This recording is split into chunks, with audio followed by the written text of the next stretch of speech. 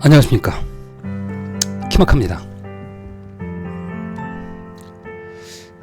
오늘은 이제 키마카 건축직 전문 강좌에서요, 이 건축계획 기출 쏙쏙이라고 하는 여러분들이 학습에 대한 문제 유형을 좀 더 쉽게 접근할 수 있도록 만들어 본 내용이에요. 우리가 이제 건축직 공무원 기본서 공부하시다 보면 양도 많아요. 그런데 최신의 기출문제 유형에 따른 지문들을 좀 학습해보고, 그 다음에 괄호넣기나 OX를 통해서 여러분들이 좀 더 확인할 수 있도록, 학습을 점검할 수 있도록 만들어준 강좌예요. 처음에 여러분들한테 오늘 보여주는 강좌에 그림이 하나 나오네. 이 그림이 뭘까요? 여러분들 프랙탈 디자인이라 하는 거 들어보셨죠? 수업 시간에. 그래서 이제 우리가 프랑크 게레의 구현한 미술관인데, 이 구현한 미술관은 자기 유사성의 반복이라고 해요. 그럼 자기 유사성의 반복이니까 우리가 생각할 때 약간의 반복을 통해서 어떤 감을 얻을까요? 리듬감을 얻을 수 있어요. 우리가 대칭이에요, 비대칭이요? 비대칭적이죠. 이 현대 건축은 대부분 이렇게 비대칭적인 이런 균형감을 중요시하고요. 우측에 있는 이 건축물은 뭐라고 할까요? 우리가 소피아 성당이잖아요. 이 소피아 성당은 고전 건축이 기본을 올린 대칭적 건물로 설계가 되는 거예요. 대칭적 건물을 통해서 균형감과 안정감을 비유할 수 있는 이런 디자인 원리가 숨어져 있어요. 그래서 오늘 첫 강의에 이렇게 여러분들이 꼭 시험 문제에 자주 나올 수 있는 두 개의 건물 알아봤습니다. 프랑크 게리의 구겐하임 미술관. 이 구겐하임 미술관 자체는 굉장히 그러니까 리드미컬한 이런 건축이에요. 자, 그러면 이제 우리가 요번 그 학습은 여러분 키마카 기본서 수강생이잖아, 그죠? 손 들어보세요. 아, 그래요. 안녕하십니까? 여러분이 이제 이론을 딱 공부하시고 나면 그래도 단원별에 중요한 단원, 중요한 어떤 이런 파트에 어느 정도 확인 학습할 필요가 높아요. 그래서 확인 학습을 위해서 기출 문제를 잘 분석해서 그 중에 최신 기출 유형을 여러분들이 공부하면 쏙쏙 머릿속에 들어올 수 있도록 제가 도와드리도록 할게요. 자, 계획 총론 파트인데, 자, 녹색 건축 인증 관련되는 게 나오잖아요. 그 녹색 건축 인증을 최초로 한 것은 어느 나라일까? 한국? 아니죠. 미국? 아니에요. 딱 보니까 느낌이 무슨 나라 같아? 영국이죠. 아, 영국. 영국의 불임을 그 세계 최초로 녹색 건축 인증을 했다고 얘기할 수 있고요. 자, 녹색 건축 인증 등급이 나오는데, 국장관과 환경부 장관이 공동으로 정하여 고시하는 인증균에 따라 몇 등급일까요? 1등급? 2등급? 3등급? 아니에요. 4등급입니다. 아, 그렇겠구나. 자, 그 다음에 우리가 건축물의 시공과 유지 관리에 필요한 에너지와 자원의 수요. 어떤 수요죠, 수요. 수요를 어떻게 할까요? 될까요? 최소일까요? 최소화시키는 거죠. 최소화. 그러니까 에너지를 필요로 하는 걸 최소화시켜야지 절약이 될 거 아니에요. 이런 키워드가 중요한 거죠. 뭐 아무것도 아닌 것 같지만 실제 시험장 가서 최소, 태대 헷갈리면 안 돼요. 필요한 에너지 자원을 최소화시켜서 에너지를 절감하는 거예요. 절감. 자, 그럼 녹색 건축의 그 인증 유효 기간이 있습니다. 인증서를 발급한 날로부터 몇 년일까요? 손가락 몇 개? 5개, 5년이네요. 그쵸? 손가락 5개 생각하시면 되고요. 자, 리모델링 설계 시 혈비 영역을 어떻게 해야 될까요? 어떻게 해서 공간의 가변성을 최대로 할까요? 집중해야 되죠. 이 의미는 뭐냐면 이 코어 시스템 원리랑 똑같아요. 만약에 어떤 우리 건축물에 이 코어를 막 여기저기 분산해놓으면 어떻게 될까? 그럼 나중에 뭐 변경을 한다든가 뭔가 이렇게 고치려고 하면 장애가 돼. 그럼 어떻게 하면 좋을까?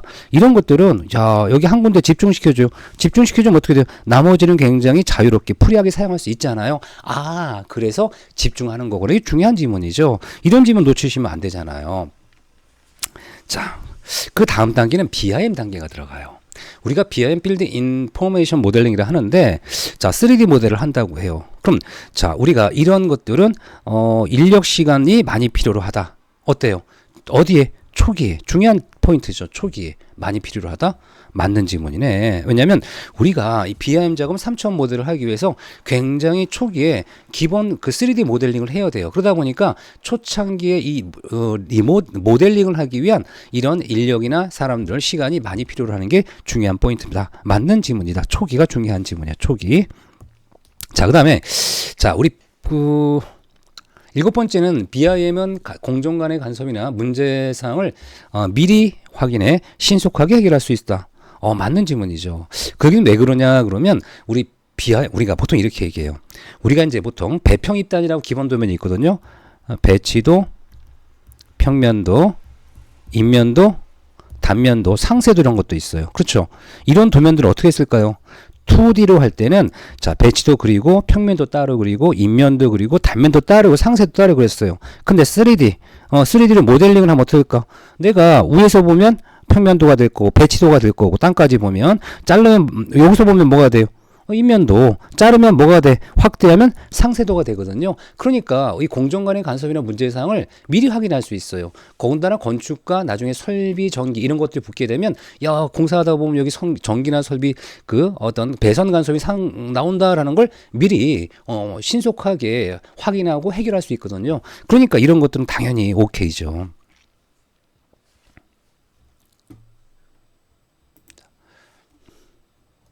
자, 그 다음에 BIM에선 3차원 정보를 제공하므로 이에 대한 각종 데이터를 연계하면 보다 용이하게 물량 산출이 가능하다. 그렇죠. 뭐 이거 특별히 하적 없죠. 왜냐면 기본적으로 3D 모델링 안에는 수량 데이터베이스가 다 속성이 남아 있어요. 그러니까 물량 산출이 가능합니다.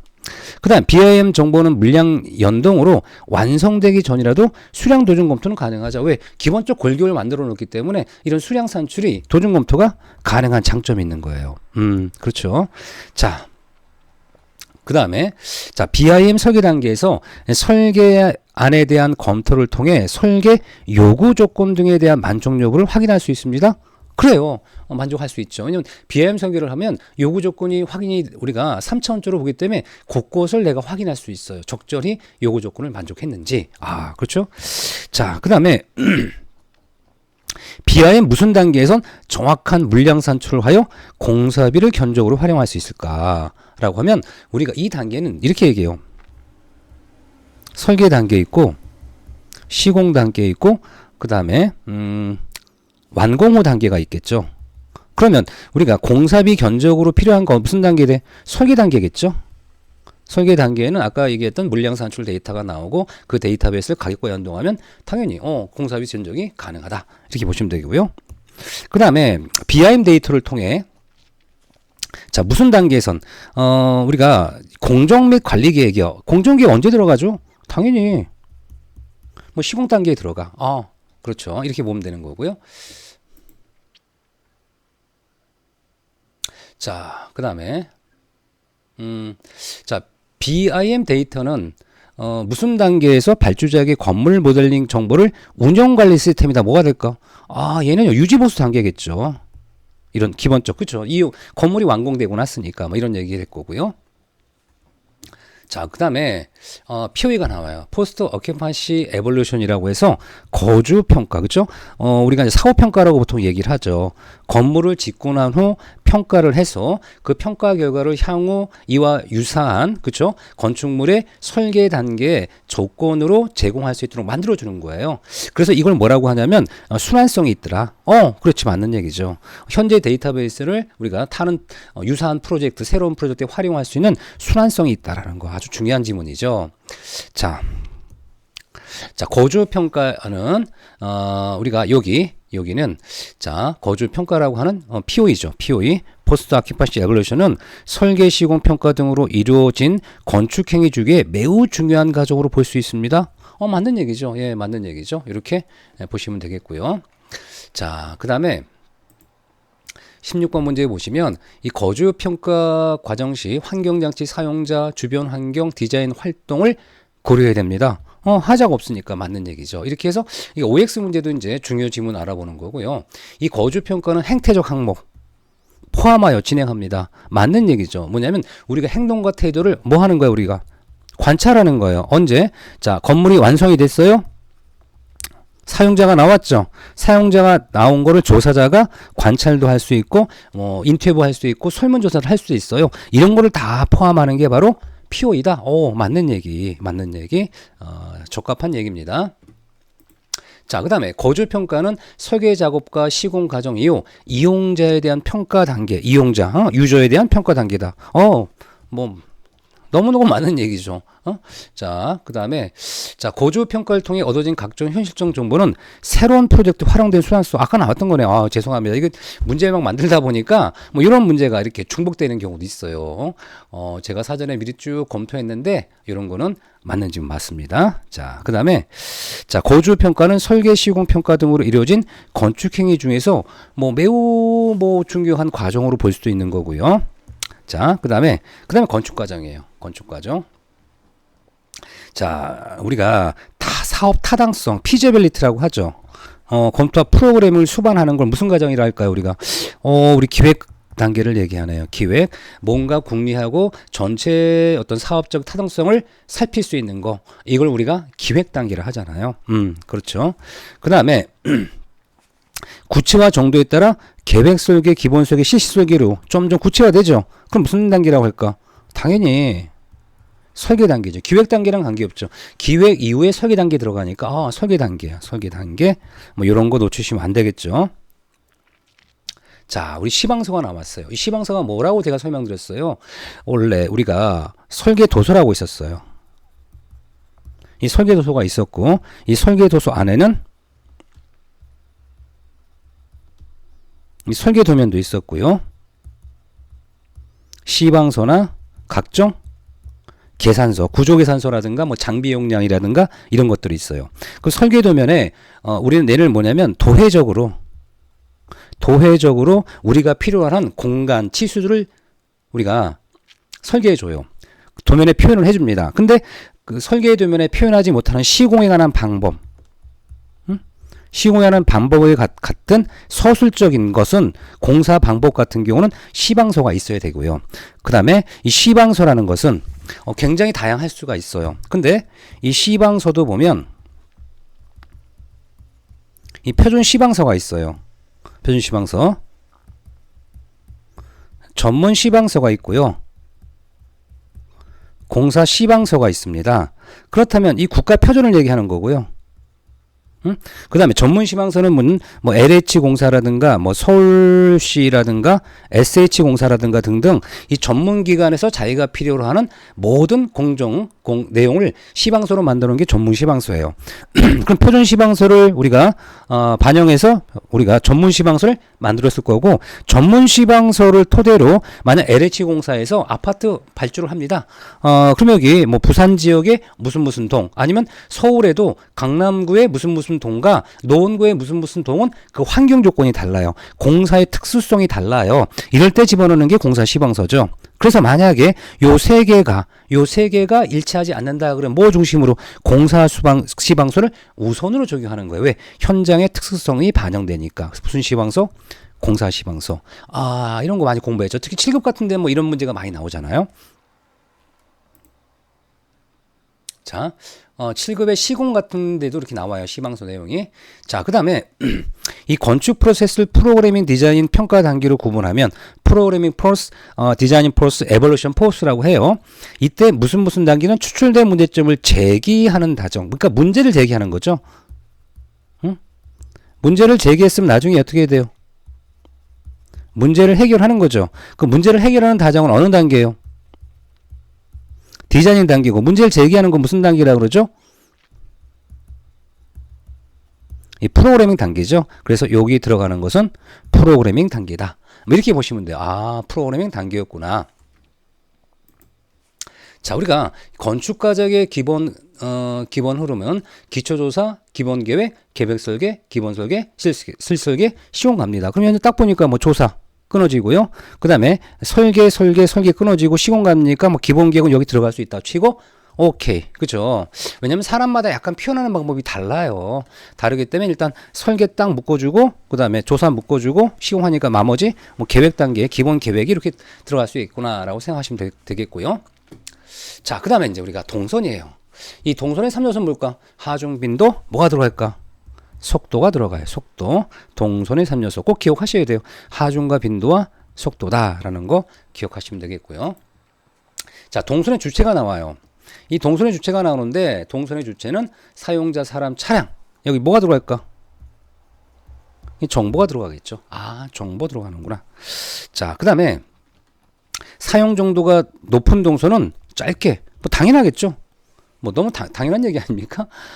그 다음에 우리가 서로 다른 동선의 종류, 그 동선끼 서로 다른 종류예요. 그럼 어울리지 않는 게 좋죠. 그래서 분리하여 교차를 피함으로써 동선의 효율성을 높여야 된다. 맞는 얘기죠. 자, 그 다음에 자, 우리 의장 원리가 또 나와요. 이 의장 원리에 보면 다음 건축물의 의장 원리가 나와요. 이 건물 딱 봤더니 뭐가 돼? 와, 완전히 대칭이죠. 완전 대칭이야. 그래서 우리가 르네상스 시대에 보면 팔라디오, 팔라디오의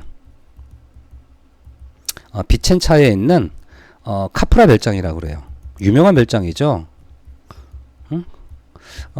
이건 이제 우리는 빌라 로톤다라고 합니다.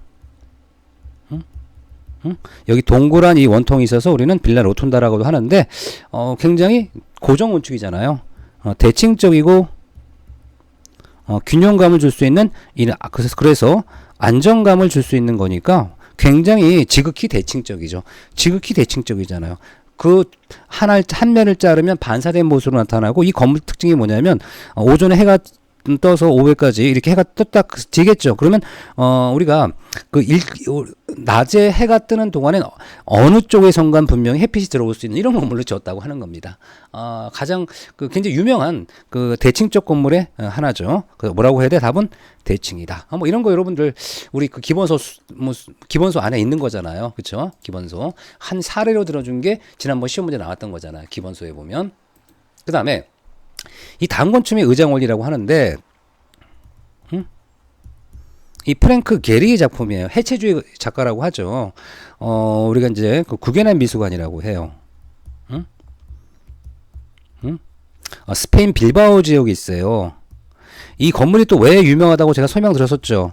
이 스페인의 빌바오 지역은 굉장히 낙후된 지역이었는데 이 낙후된 지역을 뭐 지역 재생 차원에서 아주 건축물을 디자인이 뛰어난 프랑크 게리 구겐하임 미술관을 만들었던 거예요. 사실은 많은 사람들은 작품을 미술 작품을 보러 가는 게 아니라 구겐하임 미술관 자체가 대단한 작품이었던 거예요. 와, 보는 시점마다 막 달라 보여. 뭐 일종의 이 금속의 날카로운 것들이 공면을 이루면서 우리는 뭐라고 하면 프랙탈 기하학, 아주 유명하죠. 프랙탈 기하학이라고 해서 자기 유사성의 이 반복을 갖는 어떤 리드미컬한 건축물이에요. 이 프랙탈 기하학을 보면 이 자연현상이 있잖아요. 멀리 구릉지 산이 보이면 어떻게 되고 또 보세요. 반복이잖아. 자율성의 반복. 구름, 뭉게구름이다. 그럼 뭉게구름도 반복이고요. 나뭇잎이 많아서 나무를 형성한다. 뭐가 돼? 나뭇잎의 반복이잖아요. 이런 것들이 자기 유사성의 반복이란 프랙탈 기하학이에요. 그러니까 의장 원리는 뭐다? 대칭은 아니야, 분명히. 대칭은 아니고 뭐다? 이 비대칭적인데 비대칭적을 딱 봤더니 뭐가 돼? 자기 유사성의 반복성이 나오죠. 이 반복성이 나오니까 어떻게 돼요? 리듬감 있는 어떤 반복적인 감각을 줄 수 있는 건축물이다라고 하는 게 맞겠죠. 사실 뭐 고전 건축은 대칭을 많이 했지만 현대 건축 와서는 대칭보다는 비대칭적인 것들, 율동감을 줄 수 있는 이런 것들, 그 중에 리듬감을 줘서 반복적인 어떤 느낌을 줄 수 있는 이런 디자인이란 말이죠. 이렇게 보시면 되겠네. 자, 그 다음에 다음 건축물의 의장 원리라고 나오는데 우리 아주 유명한 알바알토라고 있잖아요. 그쵸? 알바알토. 우리가 부오크 세니카 부오크 세니카 교회 건축물이에요. 그럼 이 건축물 딱 보니까 어떻게 돼요? 대칭은 아니죠. 대칭은 아니고 상대적으로 비대칭적인 이 건물인데 어때요? 항상 약간의 반복적인 느낌이 들죠. 그래서 이 반복적인 있던 건축물을 해서 어떤 얘도 리듬감 있는 이런 건축적인 어떤 감을 줄 수 있는 게 바로 부오크 세니카 교회다. 뭐 이렇게 생각하시면 될 것 같고요.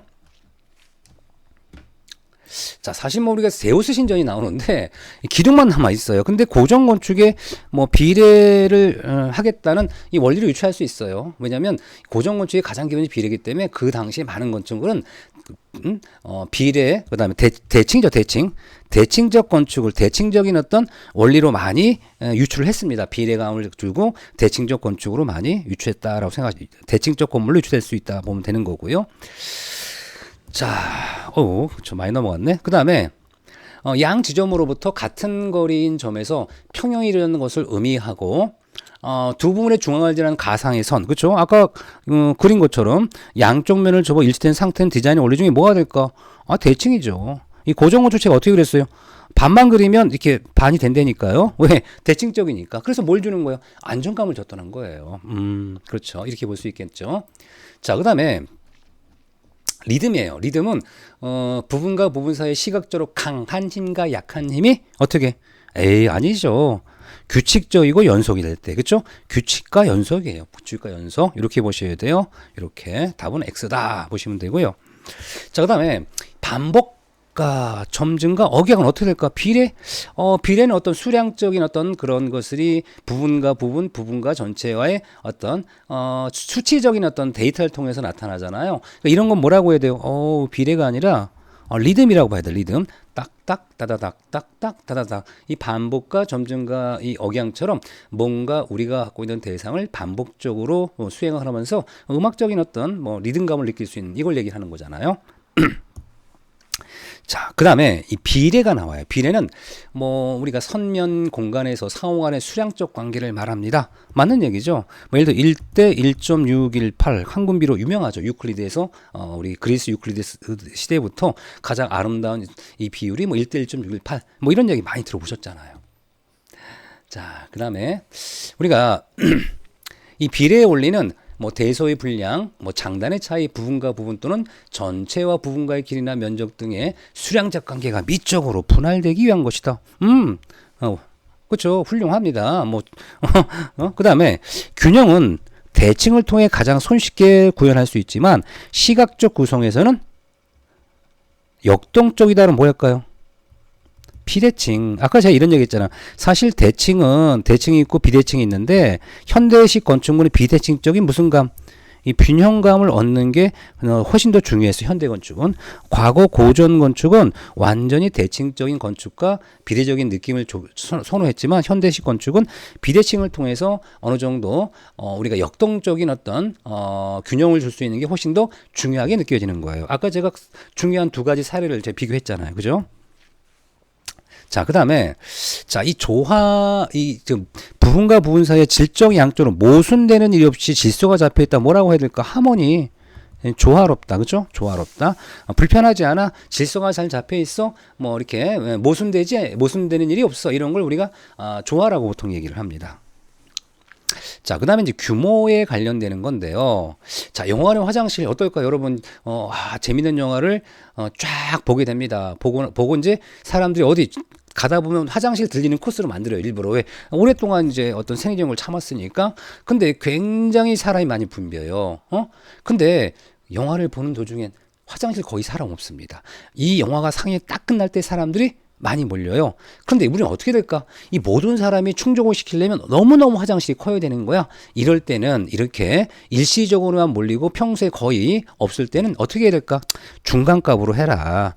중간값. 약간 불편할 수 있으나 그렇다고 해서 지속적인 것이 아니죠. 순간적으로 이제 사람들이 많이 들어갈 수 있으니까 이때는 중간값으로 하는 게 좋다는 얘기죠. 뭐 이런 얘기겠구나. 그 다음에 이 다수의 사람들이 일시에 뭐 사용하는 경우도 있으나 일시에 순간이라는 얘기지. 전혀 사용하지 않는 거. 아까 얘기한 극장의 화장실 같은 경우잖아. 뭐라고 해야 돼요, 우리는요? 중간값이라고 해야 되죠. 이렇게 보면 되겠네. 자, 그 다음에 혼잡의 정도는 좀 심한데 변화가 작아요. 굉장히 사람들이 많이 이용하는데 변화가 크지 않아. 평균값의 주변에 비교적 작은 편차가 크지 않죠. 이럴 땐 시설의 수량을 평균값보다는 어떻게 할까? 약간 뭐 상회하는 정도의 값으로 설정하는 게 좋겠습니다라는 거잖아요. 그 다음에 주택의 침대식 같은 경우에요. 여러분 침대에 만약 2명이 잡니다. 그럼 어떻게 돼요? 뭐 거의 2명이 자죠. 침대에 3명이 올라갈 일이 없죠. 그럼 뭐예요? 이때는 뭐 근데 가끔 이제 한 번이 출장 갔다 그러면 어떻게 돼요? 혼자 잘 수도 있지만 대체로 2명이니까 이때는 무슨 값 정해요? 최대값이죠. 최대값. 그래서 우리가 학교의 교실이나 침대 같은 경우는 수량을 그냥 최대값으로 정하면 되는 거예요. 자, 그 다음에 이제 우리 이 방어적 설계, 뭐 범죄 예방 설계 가이드라인 같은 게 나와요. 자, 여기 파트는요, 여러분들 수업 진도에 따라 뭐 공부할 수도 있고 안 할 수도 있기 때문에 뭐 다음 시간에 이어서 진행하도록 하겠습니다.